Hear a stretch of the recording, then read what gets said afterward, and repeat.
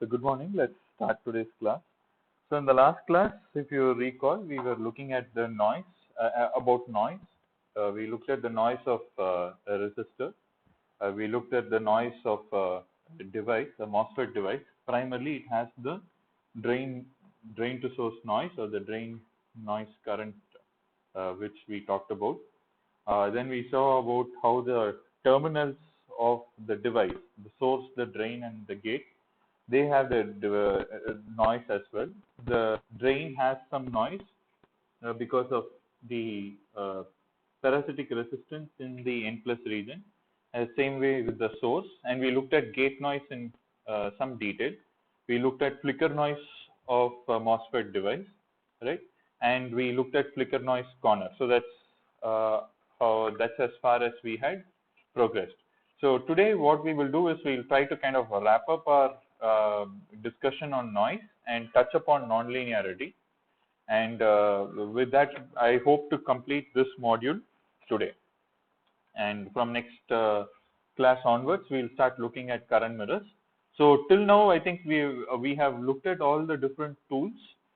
From next class onwards, we'll be looking at the actual circuit design. Okay. So it's going to. Oh, my voice is breaking. Okay.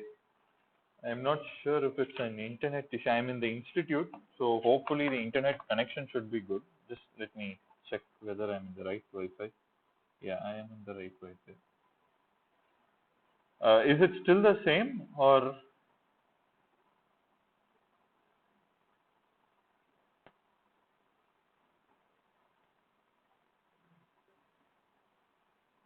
As of now, it's okay, but it was breaking. Okay, now it's okay. Okay, I couldn't hear you guys actually. I was listening to the long channel. That's it. Okay, just let me know in case you have any issues. All right. So today we're going to look at how do you represent noise. So we have looked at individual the noise of individual elements, right? But now when you have a circuit, okay, let's say you have some black box here. Okay, this is your circuit. It's got multiple elements. Okay, now let's say you have multiple noise sources here. Let's say there is one Vn1 squared, you have Vn2 squared, let's say like that Vn squared. So many noise sources which are there inside the circuit. Now, how do you characterize? Because at the end of the day, we are circuit engineers, right?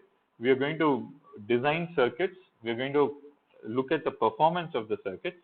Now, what are the different ways in which we can express or quantify this noise? Okay, we have looked at the noise at an individual element level, but when you put things together, how it happens, let's see. So first thing is we look at what is called as output noise, correct? So this is probably quite intuitive. If you have a certain circuit, right? Let's say you have a certain circuit.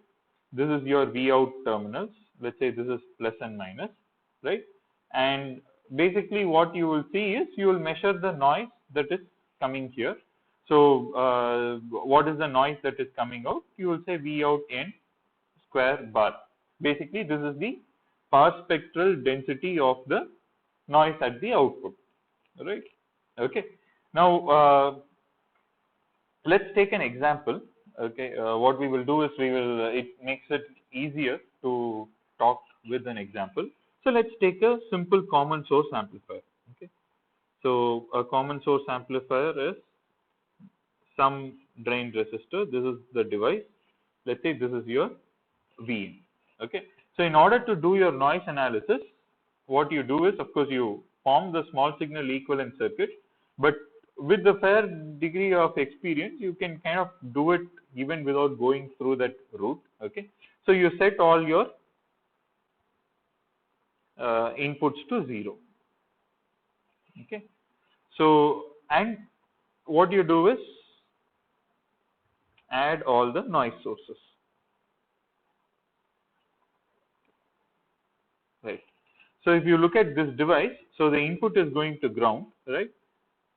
Now we have to start adding the noise source, correct? So the first noise source, I mentioned in the previous class that the two dominant noise sources in a MOSFET, which we consider for our analysis typically is the drain noise, right? So, typically it is given as, a kind of a current source symbol with two arrows, right? A double-sided.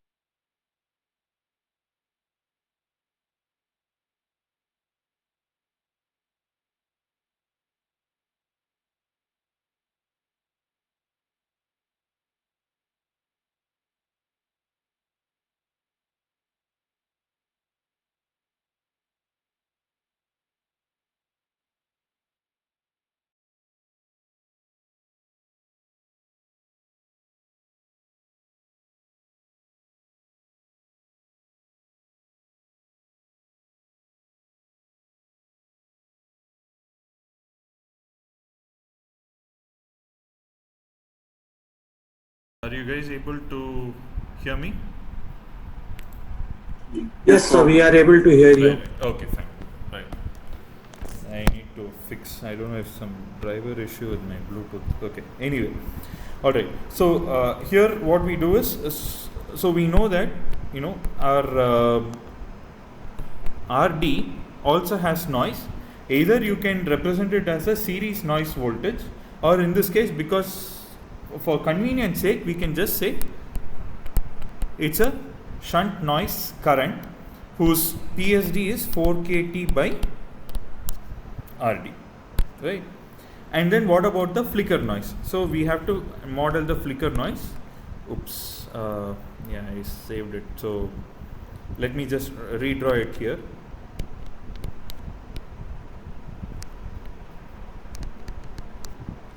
(4 kT by RD),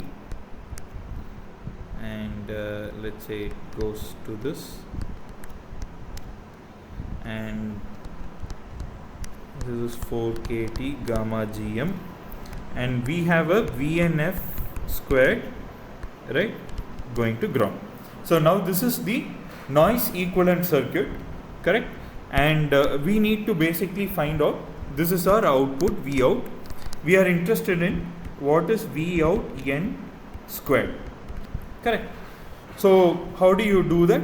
Basically, in order to do that, you add all the noise sources. Now the other thing is you find out what is the transfer function between the each noise source and the output. Okay, so if you look at this 4 kT gamma GM, that is the noise current, and what is the noise voltage? It is 4 kT gamma GM, it is RD squared. So strictly speaking, it is R naught parallel to RD the whole square. This can be equivalently written as, basically R naught, if you assume that it is higher than RD, you can just write it as 4 kT gamma GM RD squared, right? So the same way, what about the noise that is there? So now what you can do is you can add all the noise powers, right? That's what we saw. So for a random process, if all the noise sources or all the processes are uncorrelated, you can add their variances, correct? Or in this case, you can add their power spectral density. Okay, so you can basically add this with 4 kT divided by RD. This is the noise current here, multiplied by RD squared. Okay, plus this VNF square, which is given by K divided by WL Cox into 1 over F, okay, into GM squared will give you the output current, RD squared will give you the output voltage, or in other words, this voltage multiplied by the gain, which is GMRD the whole squared will give you the output current. So we can say that the third point in doing it is determine the transfer function for each noise source to the output and multiply by the magnitude square. Okay, and then for all uncorrelated noise sources,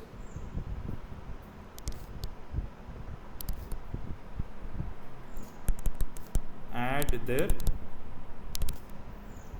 PSD into H of F squared. Basically, do the summation, right?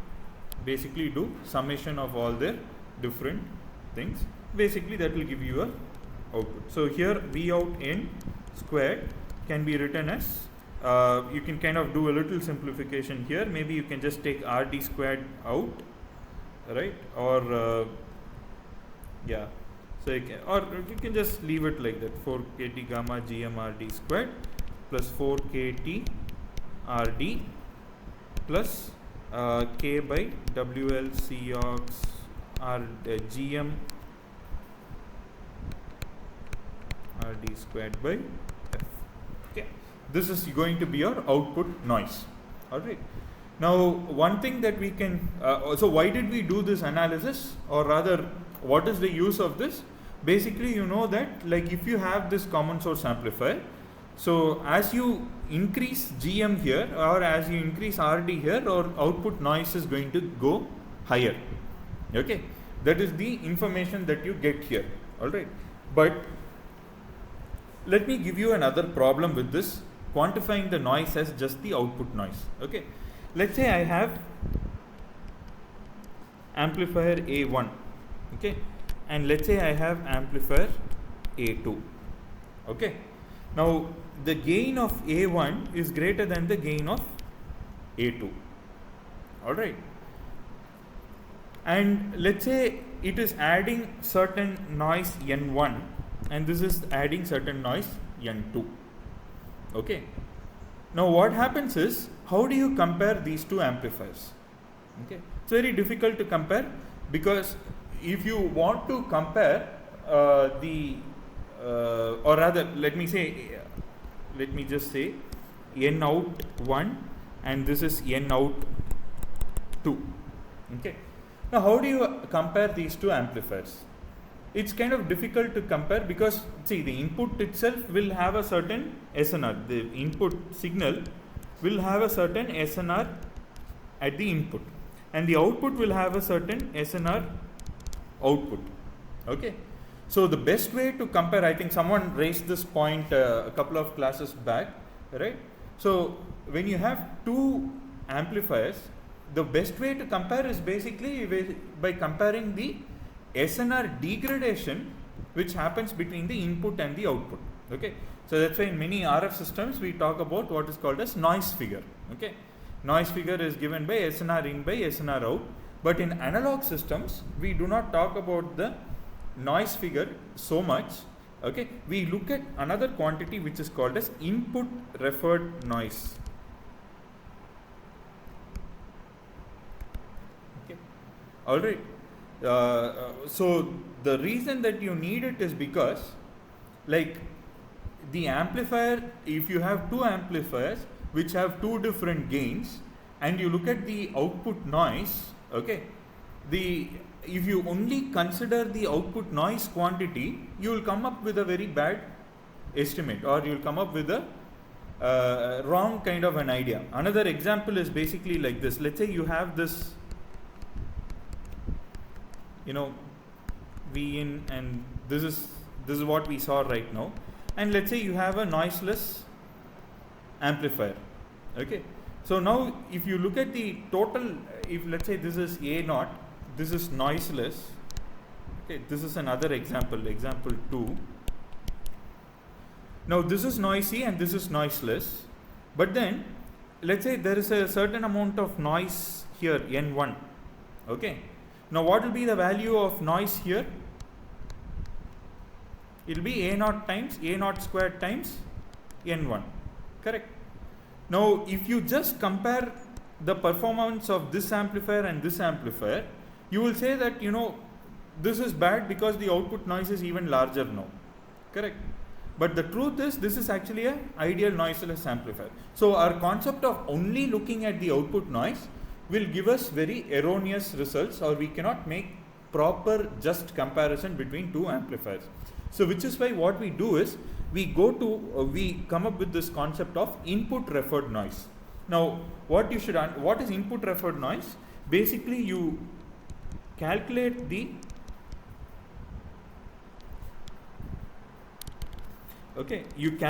output noise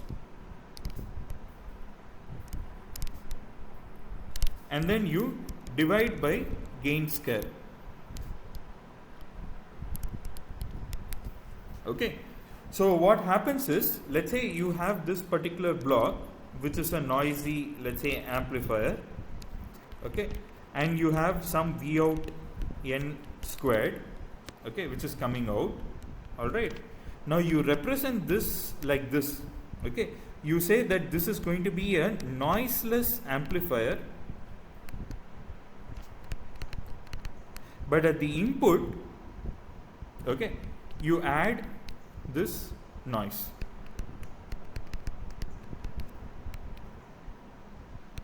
Let's say, all right. So this noisy amplifier, you are representing it as a noiseless amplifier, but with some amount of noise which has been added at the input itself. Okay. In other words, you can say that the input noise is modeled as an input noise source which is in series with your noiseless circuit. Okay. So that way, what happens if you have two different amplifiers? If you go back to this scenario, you can look at what is the n in. Okay. What is the noise at the input 1 and noise at the input 2, and now you can make a very fair comparison. You can look at the input referred noise and make a fair comparison. Okay. So another thing that you need to understand is this is a mathematical or a modeling construct. Okay. So you cannot go to the input of the amplifier and measure this noise. Okay. You cannot do that. This is a mathematical way of modeling things so that it is useful for a lot of our calculation, analysis, comparison, and so on. Okay. So you compute the total noise in the circuit, see how much noise is coming at the output, divide by the gain square, and you will get it. So let's take this same example, right? The common source amplifier, we had VDD, RD, the transistor, right? And this is our output, right? So what was our V out n squared? It was 4 kT gamma GM RD squared plus 4 kT RD plus K by WL Cox GM RD squared divided by F. Okay. What is the gain of this system? What is the small signal gain? GMRD. GMRD, correct.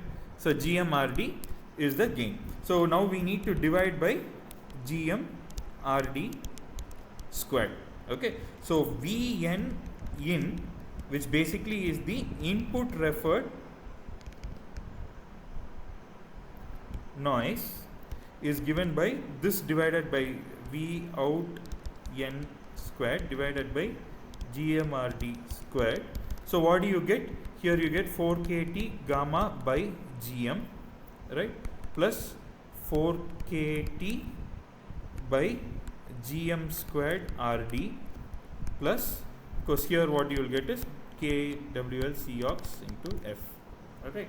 So here basically we multiplied by the gain square, now again multiplied by the divided by the gain square. So this is understandable. So this is our flicker noise. Anyway, it was modeled as a noise voltage source at the input. Okay. Look at these other two terms. Okay. Now one interesting factor is, like, if you look at the output noise, we saw that if you increase GM, your output noise is going to increase, right? And therefore, if you looked at only the output noise, you will think that you have to reduce GM in order to, make the amplifier better. But that is a very bad way to do it, because we haven't factored the gain in the system. Okay. Here, what is the input referred noise? Here you can see that as GM increases, the input referred noise decreases. Or in other words, if you want to make a less noisy common source amplifier, you need to increase your GM. Correct? Because as you increase your GM, this factor goes down linearly, the other factor goes down by a power of 2. Okay? And also what happens to RD? As you increase RD, your noise again goes down. Now this looks kind of counterintuitive, And for some of you, you will be like, what is this? Like, it is looking very confusing, right? What is the point? Like, you look at the output, like, you increase RD, the noise increases, increase GM, the noise increases, and you're saying input referred noise, if you increase GM and RD, your noise is going to decrease, okay? This is like some mathematical game. What are we exactly doing, right?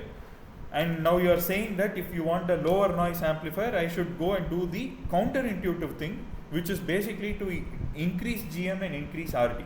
Okay, that's the kind of thinking that some of you will have, right? But the reason is because the factor that we haven't looked at is basically gain. All right. So let me give an example here.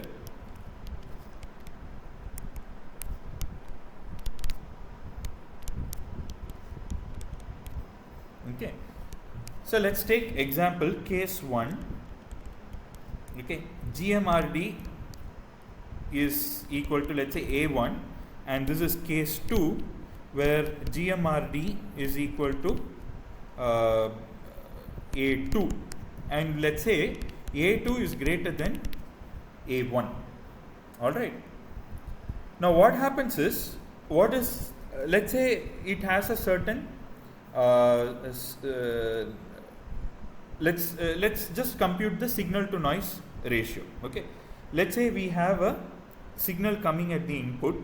Let's say Vin is given by, since we have lot of A's here, let's use B sin omega t. Okay, so the input signal power PS, I can write it as what? B squared by 2. So again, here I am not considering the load impedance, or I am not talking about the load impedance, because noise is also written in that way. If you recall our discussion in the previous class, we said we will represent it without the resistor term. Okay, we will just say we'll only talk about the volt squared term, and we assume that if there is a whatever be the load impedance that is there at that point of time, we'll just divide it by that load impedance and we'll get the actual power. Okay, so right now signal power can be expressed as B squared by 2. Okay, this is at input. Now what is at output? Basically the signal would have been amplified A1 times B. Okay, so A1 times B the whole squared by 2. And let's say we have a certain noise Pn1. All right, Pn out. Okay, so what is, let's say this is Pn out 1. So what is SNR1? It is A1B whole squared by 2 divided by Pn out 1. We know what is Pn out 1 from our previous example. So same way SNR2 will be what? A2B squared by 2 divided by Pn out 2. Okay. Now in case 2, because GM and RD are higher, we know that Pn out 1 is greater than Pn out, Pn out 2 is greater than Pn out 1. Because if you increase GM and RD, your output noise is going to be larger. But when you look at the SNR, okay, your gain is also higher, and therefore your signal numerator also has increased so much, right? And therefore if you compare the two SNRs, you will see that SNR1 is less than SNR2. All right, so that's the information kind of that you get from this. All right, and therefore if you were to compare it, okay, if you were to compare it only by the output noise, you would have said that case 1 is better. Okay, but the full story where the SNR comes into the picture is that where the input referred noise is lesser, that is the case where you will have better noise performance. Okay, so this is the reason that if you take any op-amp data sheet, or for that matter any amplifier, let's say you take an instrumentation amplifier, or even for that matter an a kind of ADC or whatever it is, they will say in input referred noise is given by some, let's say some 250 nanovolt per root hertz. Okay, basically it is the input referred noise. We have expressed it in terms of Vn in the whole square. You take a root of that, you will get nanovolt per root hertz. That Vn in whole squared is in the order of, volt squared per hertz. So if you were to write it as Vn in, right, it becomes volt per root hertz. This will be the unit.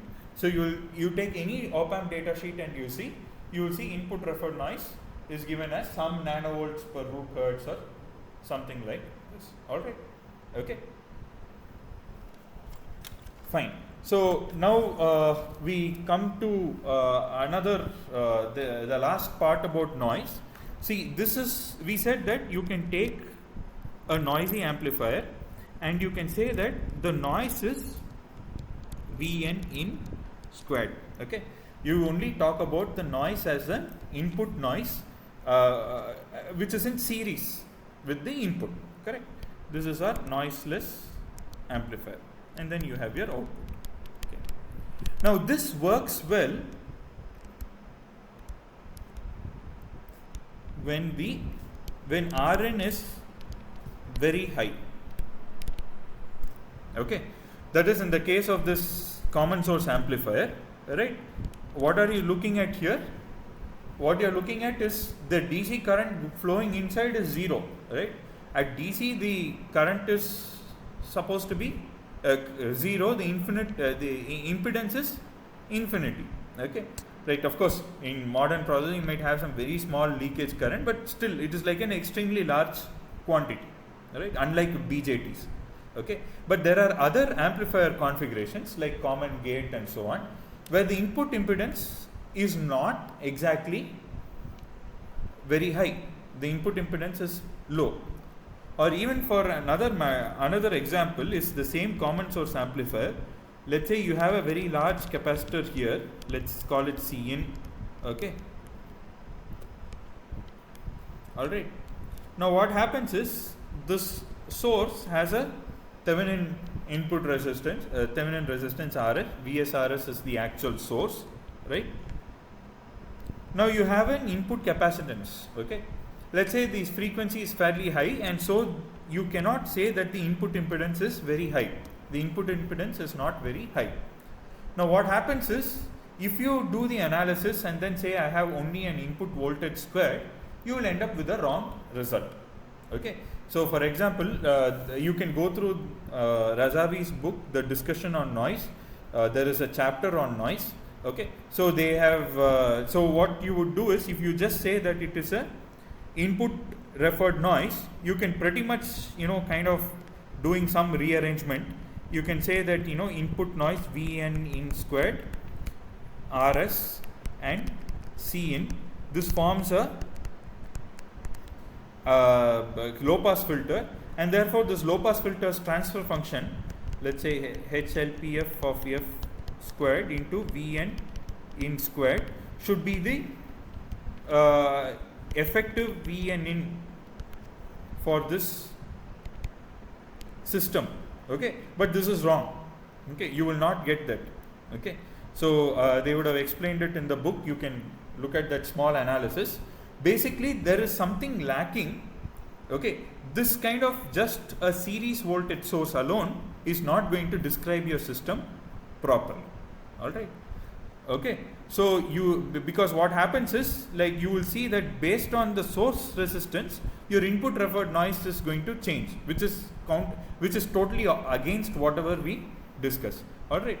So the right way to do it is basically to model this system as Vn in squared, all right, and also In in squared. Okay.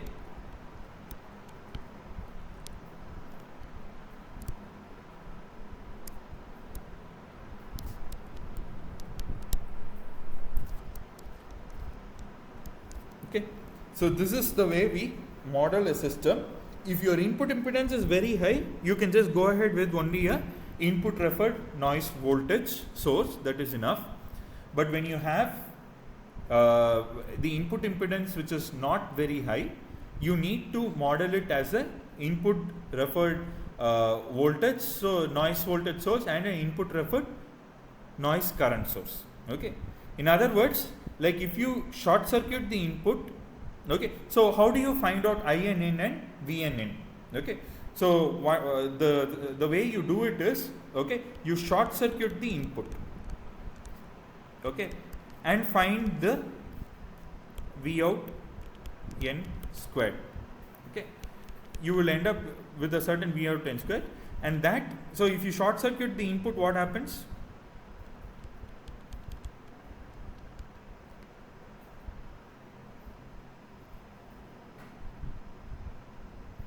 Basically you have only this noise voltage source being shorted out, okay, and this current will basically is shorted out, so the current will just circulate like this, so the input current goes out of the picture.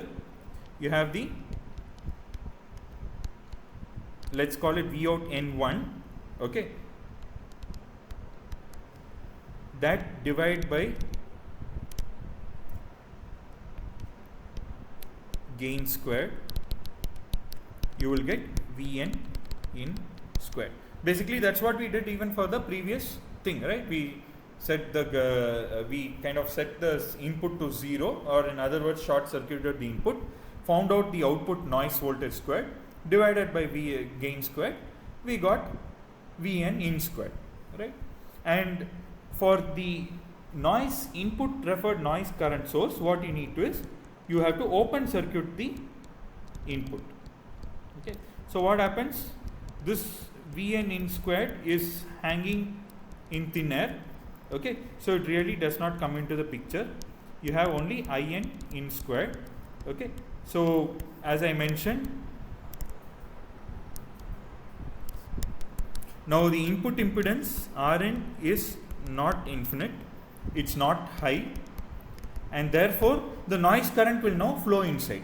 Okay, in the previous circuit, even if you do this kind of a thing, there will be no noise current cannot flow, because Rn is also infinite, this side is also open, so the noise current cannot flow anywhere. Okay, so it doesn't make sense. Okay, but if your input impedance is not very high, some noise current will flow into your circuit. Okay, so basically you can find out V out N2 squared, right? So open circuit the input, find V out N2 squared, right? Then what you need to do, divide by the transconductance. Okay, divide by Gm squared, you will get In, divide by the transconductance. So output is voltage, the trans resistance I just put as the transfer function. Okay, so here it will have a trans resistance, not transconductance, right? Because the output is voltage and the input is current, right? And then you find what is In in squared. All right, so let's take the same example. All right, so let's take this example where you have Vs, or rather let's take this example, anyway we don't consider the thing. Let's say there is a big input capacitance, you have Rd, Vdd, this is your transistor, this is your Vin.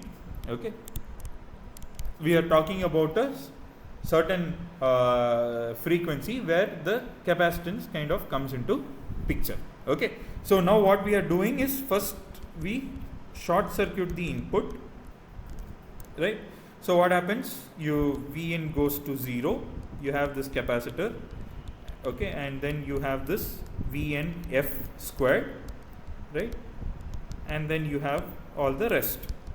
Okay. You have this, and you have, this is 4 kT by Rd, this is 4 kT gamma Gm, okay, and we are looking at the output V out N1 squared. What is V out N1 squared?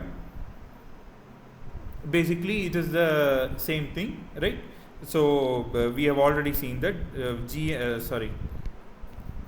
4 kT by Rd into Rd squared plus 4 kT gamma Gm into Rd squared, right?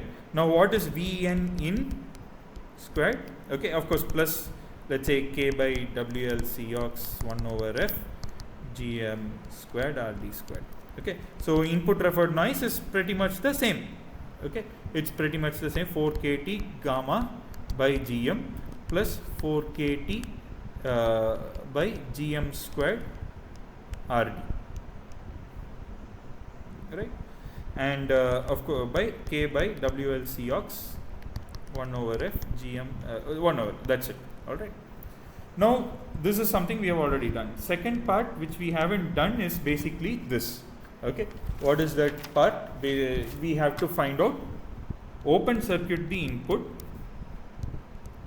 You have this capacitance, right? And now we are talking about a certain noise source. Okay,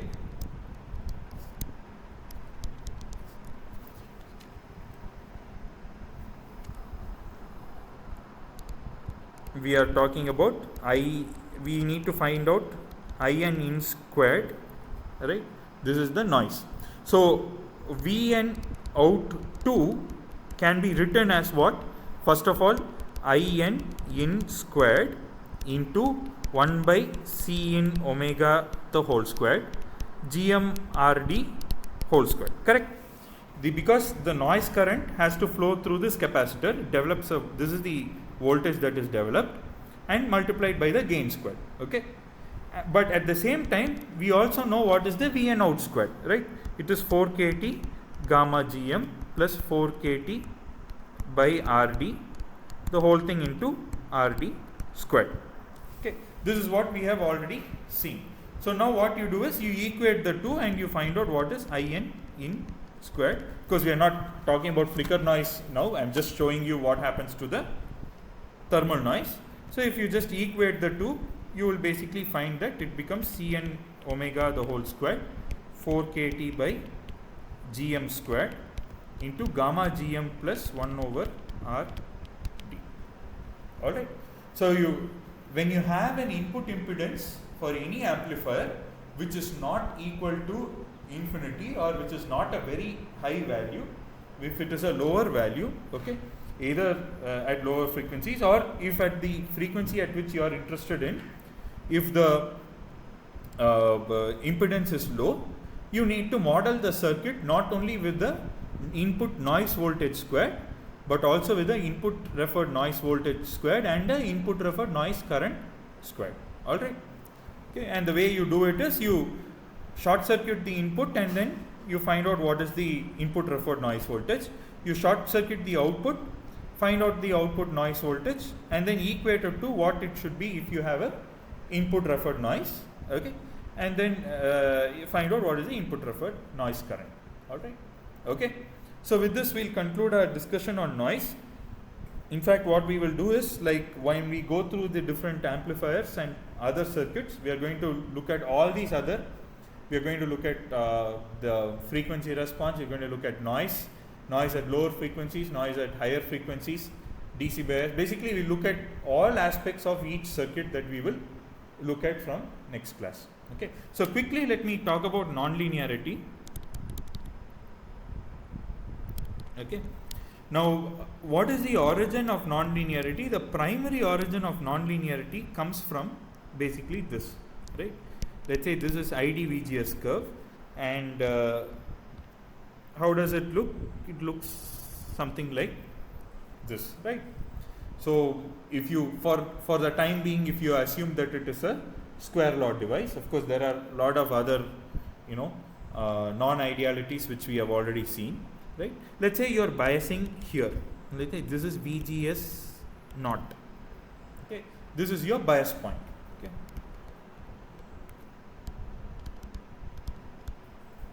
So what did we say? We said that the definition of small signal is that the input signal amplitude is much smaller when compared to the DC bias point. So in other words, if your Vin can be written as, let's say, VGS naught plus some A sin omega t, okay, what we are saying is A is much smaller than VGS naught, okay, such that it is this whole transistor appears like a linear device in the vicinity of the bias point. Okay, and that assumption is true because you are now drawing a tangent at this point, right? At this point you draw a tangent and you say that it is kind of, you know, very linear at this particular point. Like if you kind of blow it up, right, it's going to be something like this, and then you're saying my tangent is pretty much like this, right? So in this region it is linear, okay, and that is how you basically get your small signal model, or rather this let me write it as a small signal equivalent circuit. This is where you get your small signal parameters. What are your small signal parameters? GM, R0, okay, all these things you are getting from this particular bias point, and because you are saying that at that point it is linear.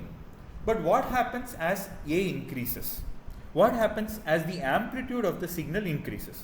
Okay, now if your amplitude of the signal is increasing, now you start going into regions like this where the linear assumption is no longer true.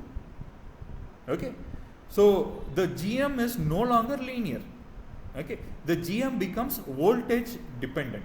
Okay, so typically if you find any parameter, okay, any small signal parameter or any circuit parameter which becomes a function of the voltage, it obviously becomes a nonlinear system. Okay, so in general, any nonlinear system, okay, let's say let's just say this is the nonlinear amplifier. Let's say X is your input, Y is your output. Okay, this amplifier can be defined as, okay, Y equal to let's say alpha 1 times X. This is your linear system, right? It's a linear combination, plus alpha 2 times X squared plus alpha 3 times X cubed, and so on. Okay, so this is a very this is one of the most common ways in which nonlinear systems can be modeled. Okay, this is what is called as the polynomial model. Okay, it's a memoryless system, polynomial model of the nonlinear system. Now the behavior of the circuit, if let's say my input signal, for example, if my input signal becomes something like this, okay, the behavior of the system GM can be written as a certain polynomial with coefficients alpha 1, alpha 2 and alpha 3 and so on. Okay, now for example, if you take A sin omega t, or let's take A cos omega t because it's a little easier to analyze. So Y can be written as was alpha 1 A times cos omega t plus alpha 2 A squared cos squared omega t plus alpha 3 A cubed cos cube omega t, and so on. Right? Now these terms can be written as what? Alpha 2 A squared divided by 2, it is cos 2 omega t minus 1, right, plus alpha 3 A cube, this can be written as what? A cos 3 omega t term and a cos omega t term, right? These are trigonometric identities, right? So at the end of the day, oops, I'm at the end of my slide as well. So what happens is, I just want to finish it off, just take maybe a couple of minutes more.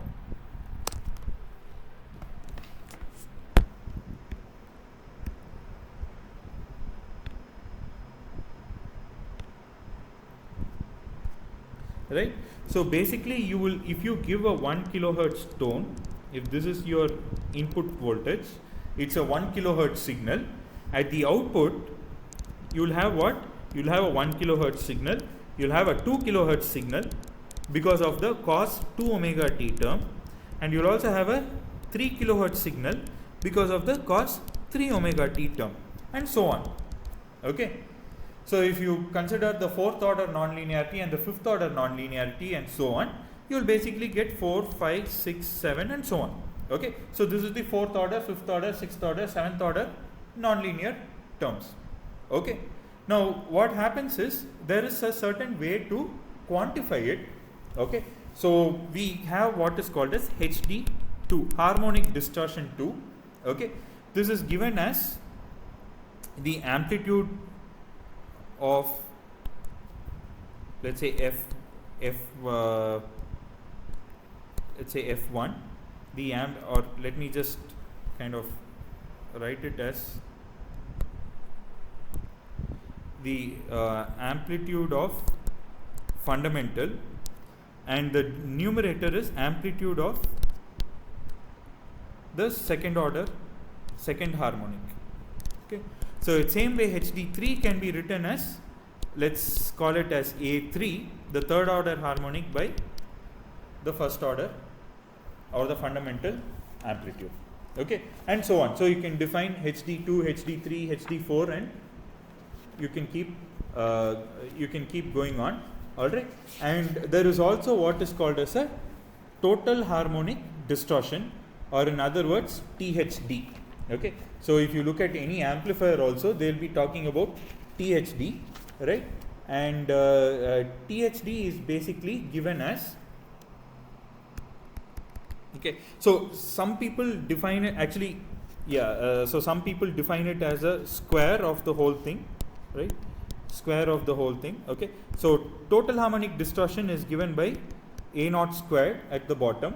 Okay, and A0 is the amplitude of the fundamental, and basically you will start having A2 squared plus A3 squared plus A4 squared and so on. Okay, let's say AN squared. Okay, this is what is called as a total harmonic distortion.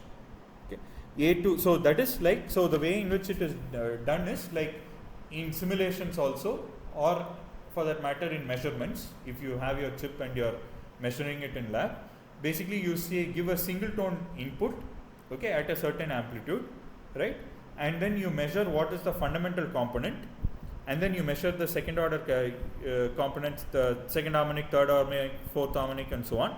All the harmonic components, you take the amplitudes, you square them, add them, and then divide by A0 squared. This is called as total harmonic distortion. Okay, and in simulation how you can do it is basically take an FFT of the output signal, okay, with sufficient number of points, and you will be able to see the spectrum of the signal, and you can find out what is the THD. Okay, all right. So with this, module 2 is completed. Any doubts, any questions?